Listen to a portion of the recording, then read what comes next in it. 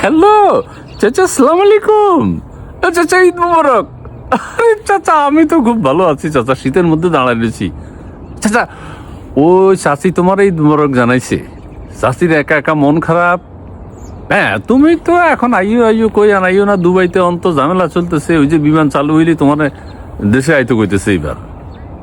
হ্যাঁ, আর আর চাচা, ওই ঈদের কিছু কথা তোমারে কই, মানে হ্যাঁ, আমি তো রাষ্ট্রপতির কথা কমু, আমাদের দেশে ঈদ উদযাপন কেমন হয় সেটা কমু চাচা। আরে চাচা, ওই যে আমাদের দেশে কিছু গ্রাম আছে না, দিনাজপুরের কিছু গ্রাম, নোয়াখালীর কিছু গ্রাম, চাঁদপুরের কিছু গ্রাম, এরা 3-4 দিন আগে ঈদ করিয়ে লেছে চাচা। এইটা কোনো কথা হইলো? তো ঈদটা এরা করবো না? না না, মুসলিম আমরা সবাই তো একদিনে বাংলাদেশ, অন্তত জাতীয়ভাবে সরকার যেটা কয়, ও মাহাতারা ঈদ করিয়ে এলো, এটা কোনো কথা হয়েছে চাচা? এক হইতে পারতেছে না। হ্যাঁ, আর চাচা, কি রাষ্ট্রপতির কথা কব?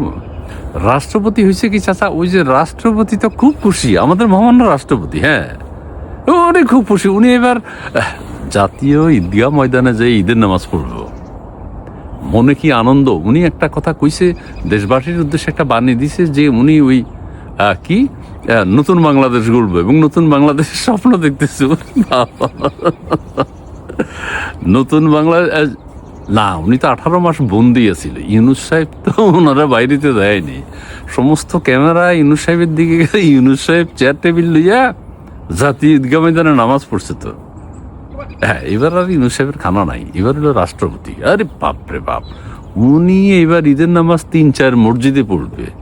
হ্যাঁ, 3-4 ইয়েতে পড়বে। আরে বাপ, ওনার 18 মাস উনি ঈদের নামাজ মসজিদে জামাতে যাই পড়তে পারে নাই, জাতীয় ঈদগাহ ময়দানে যাইতে পারে নাই। এবার আবার উনি একটা দেশবাসীর ঈদের শুভেচ্ছা জানাইছে। উনি বলছে যে নতুন বাংলাদেশ গড়ব, নতুন বাংলাদেশ। যেই আছে চাচা, এই কয় নতুন বাংলাদেশ গড়ব। ওই যে আমাদের আছে না, জিয়াউর রহমান সাহেব, উনি বলছে নতুন বাংলাদেশ গড়ব মোরা। হ্যাঁ, নতুন করে আজ শপথ নিলাম। এরশাদ সাহেব এসে করলো যে আবার নতুন বাংলাদেশ গড়ব। আবার শেখ হাসিনা এসে করলো যে উন্নয়নের বাংলাদেশ গড়ব। এটা একটু ব্যতিক্রম আছে। হ্যাঁ, এটা তো আবার তোমার ভালো লাগবে, এটা বুঝি। এতে আবার ওই ইউনূস সরকার, ইউনূস সাহেব আশা করছে যে নতুন স্বাধীন বাংলাদেশ গড়ব, নতুন স্বাধীন বাংলাদেশ গড়ব। হ্যাঁ, বাংলাদেশ যে কতবার নতুন করে হইতেছে চাচা, মানে এটার কোনো শেষ নেই। এখন মহামান্য রাষ্ট্রপতি তো জাতির উদ্দেশ্যে মানে ঈদের শুভেচ্ছা জানাইছে। উনি বলছে যে নতুন বাংলাদেশ গড়ব। আচ্ছা ঠিক আছে, গড়ুক গড়ুক, কোনো অসুবিধা নাই। তবে মুদ্রা কথা হচ্ছে চাচা, ওই যে ইউনূস সাহেব এবার কোথায় নামাজ পড়লো, ক্যামেরা ট্যামেরা যাইব যদি যায়, উনি হয়তো কিস্তি নৌকা পইরা, নৌকার টুপি পইরা ঈদের নামাজ পড়বো, কিন্তু রাষ্ট্রপতির দিকে ক্যামেরা ট্যামেরা থাকবো, খানা পাইব না। রাষ্ট্রপতির এখনই তো সুযোগ ইউনূস সাহেবের বিরুদ্ধে প্রতিশোধ দিব। রাষ্ট্রপতি মনে মনে কইতেছে, তুই আমারে ওই যে আমারে ঈদের নামাজ পড়তে দেশ নাই, আমি এবার তোর হ্যাঁ মানে দিব না, খানা নাই, মানে গল্প দিছে কি যে।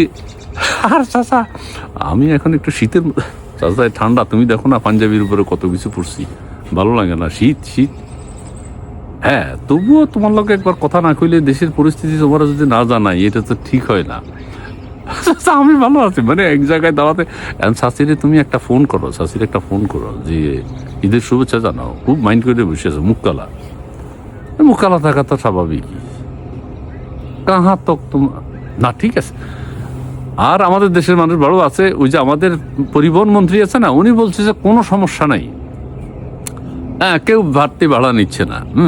কই দিছে, কিন্তু গোপনে গোপনে সবাই বাড়তি ভাড়া দিয়ে গেছে। আচ্ছা, মানুষের এত চাপ কি করব? হ্যাঁ, টাকা দিছে কি বাস টাস আছে নাকি আমাদের দেশে? নাই। আচ্ছা চাচা, ওই হ্যাঁ, দুবাইতে তুমি কোন জায়গায় চাচা? একদম গ্রাম সাইডে না? আচ্ছা, ও বোম টোম পড়েনি ওখানে না? ক্ষেপণাস্ত্র?